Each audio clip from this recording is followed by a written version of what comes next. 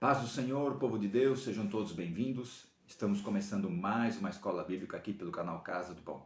Estamos comentando a carta de Judas e hoje vamos comentar o versículo 8, que diz assim: E contudo, estes também, semelhante adormecidos, contaminam a sua própria carne e rejeitam as dominações e blasfemam as autoridades. Então está aí Judas alertando os leitores sobre os mestres gnósticos que estavam ali se infiltrando no meio do povo. Ali no verso 4, ele já fala ali de pessoas que estavam se infiltrando, entrando sorrateiramente no meio do povo de Deus para trazer ensinos fora da vontade de Deus. A intenção era o quê? Contaminar o povo de Deus e deturpar o evangelho, a mensagem de salvação. Por exemplo, dizendo que Cristo não veio em carne, que era somente o espírito, que o corpo do ser humano não pode ser purificado, ele é depravado por natureza, então eles têm que cometer todo tipo de depravação para que seja purificado. Então era todo esse ensinamento aí totalmente contrário à palavra de Deus. Inclusive diziam que Jesus não era o Deus Todo-Poderoso, era simplesmente um Deus menor. Por isso que no versículo 4 dessa carta ele já vem ali dizendo: se introduziram alguns, isso é, se infiltraram.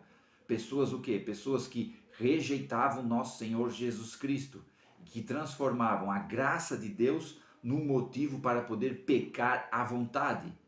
Aí já no versículo 5, 6 e 7, Judas traz exemplos ali de pessoas, situações, grupos que também foram contra a vontade de Deus e houve uma séria consequência. No versículo 5 ele usa o exemplo ali do povo de Deus que foi tirado do Egito e que pereceu porque foram incrédulos, não acreditaram no Deus Todo-Poderoso. No versículo 6, ele usa o exemplo dos anjos que se rebelaram contra Deus e abandonaram a sua morada, a sua habitação, e Deus os prendeu na escuridão em cadeias eternas até o dia do juízo. Então, nesse exato momento, agora que você está aqui me ouvindo, me vendo, esses anjos estão aprisionados esperando o dia do juízo. E no versículo 7 ele usa o exemplo de Sodoma e Gomorra, cidades que foram cruéis, que foram corrompidas, que terrível ali o pecado de Sodoma e Gomorra, a ponto de Deus descer ali para realmente ver o que estava acontecendo.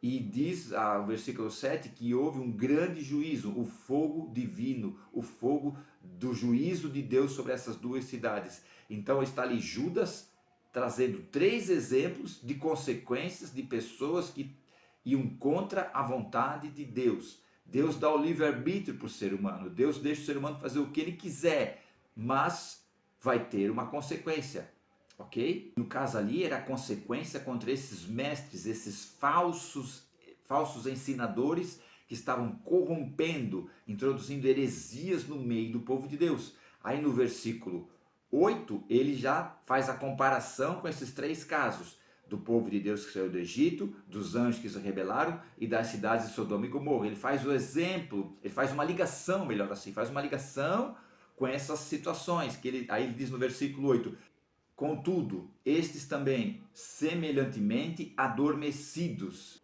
isso é, como aqueles que estão sonhando, que estão viajando na maionese, trazendo para os nossos dias, pessoas que são sonhadoras. Essa palavra semelhantemente quer dizer assim como, igual a eles, do mesmo jeito. Então, do mesmo jeito que foi com o povo de Deus saiu do Egito, do mesmo jeito que foi com os anjos que se rebelaram, do mesmo jeito que foi com a cidade de Sodoma e Gomorra, semelhantemente, estes adormecidos, isso é, como aqueles que estão sonhando, pessoas que estão viajando, que estão criando ideias da sua própria cabeça, do seu próprio coração enganoso. Aí Judas fala 3 situações nesse versículo dessas pessoas que eram iguais a essas pessoas do versículo 5, 6 e 7. Semelhantemente, adormecidos, contaminam a sua própria carne. Isso é, vivem no pecado, desonram a própria carne, contaminam a própria carne. Essa palavra ali, contaminam, quer dizer sujam, poluem, mancham, isso é, trazem para a sua própria carne algo que está destruindo a sua carne, está corrompendo a sua carne. Isso é, o pecado que eles diziam que podiam fazer, que não tinha problema nenhum, porque estavam na graça de Deus. Para você ver o nível de depravação desses mestres que estavam introduzindo no povo de Deus. Isso é, vocês podem viver uma vida de qualquer jeito, vocês são salvos, não tem problema. Depois que Judas diz que eles contaminam a própria carne, agora já parte para duas situações mais tristes, complicadas ainda, para trazer uma condenação para esses mestres. A primeira é, eles rejeitam a dominação, isso é, não querem a soberania de Deus. Essa palavra rejeitam é muito mais do que não quero, não preciso, ponho de lado, é desonrar a liderança, para vocês verem o nível de depravação e desobediência que viviam esses mestres. E essa palavra dominação ali não quer simplesmente dizer alguém que manda, que é obrigado a obedecer, não, é alguém que está trazendo a sua vontade para o meio do povo, e o povo é que decide se vai seguir ou não, porque Deus não invade a vida de ninguém, Deus não obriga ninguém a nada, Deus não criou robô, mas Deus deixa livre para o ser humano decidir se quer obedecer ele ou não. Então vocês vejam, esses mestres que eram tidos como sonhadores, estavam adormecidos, contaminavam a sua própria carne, rejeitavam a dominação, isso é o senhorio de Deus, e vituperam as autoridades. A tradução da Nova Linguagem de hoje diz: insultam os seres celestiais. A Bíblia Viva diz escarnecem, a Bíblia Católica diz blasfemam. Isso é, usar linguagem abusiva e obscena contra Deus. Meu Deus do céu, o que esses caras estavam fazendo no meio do povo de Deus? Havia uma total falta de temor da presença do Senhor, daquilo que Deus ia fazer com eles, enquanto eles não se arrependessem e não mudassem as suas atitudes. E essa palavra autoridades quer dizer, não é autoridade como nós conhecemos, é os anjos celestiais, são seres espirituais que estavam ali a serviço do Senhor. Então esses mestres diziam que assim como esses anjos faziam essa depravação, eles também poderiam fazer. Por isso que essa carta é tão importante para os nossos dias, para nós realmente termos mais intimidade com Deus. Eu volto a frisar isso aqui, termos mais intimidade com Deus, para não cair no engano desses ensinos que parecem poderosos, que parecem ter muita sabedoria, mas não são de Deus. Tudo que for chegar diante de você, uma doutrina nova, um ensinamento novo, apresente para o Senhor. Coloque para o Senhor, peça direção para o Senhor, peça para o Senhor dar aval, peça para o Senhor assinar embaixo. O Espírito Santo está aí para nos ajudar, só que você tem que ser sincero com Ele e dizer: Senhor, isso que eu aprendi hoje está certo?